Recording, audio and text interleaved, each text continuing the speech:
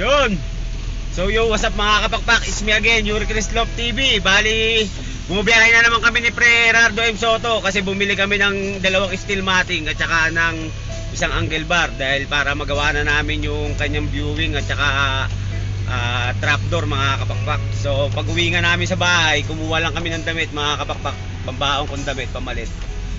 May nakita tayong dalawang kalapati na nandun sa landing board natin, ayan o.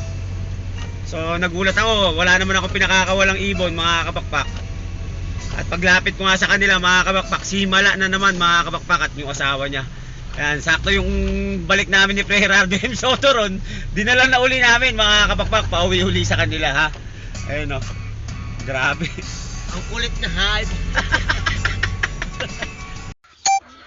So eto na nga sila mga kapakpak, bali nandito na uli tayo kala Pre Gerardo M. Soto. So yan na nga si Mala, yung ating 4th overall champion sa Mangsi Island. First time race yan dito mga kapakpak sa Puerto Princesa City. Binitawan ng Mangsi, malapit na mga kapakpak sa Malaysia.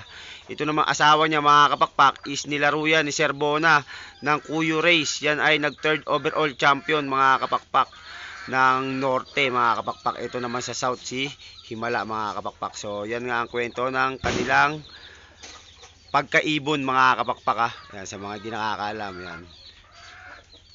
Yuri Chris line yan mga kapakpak. Yung isa Bona line. So okay na mga kapakpak.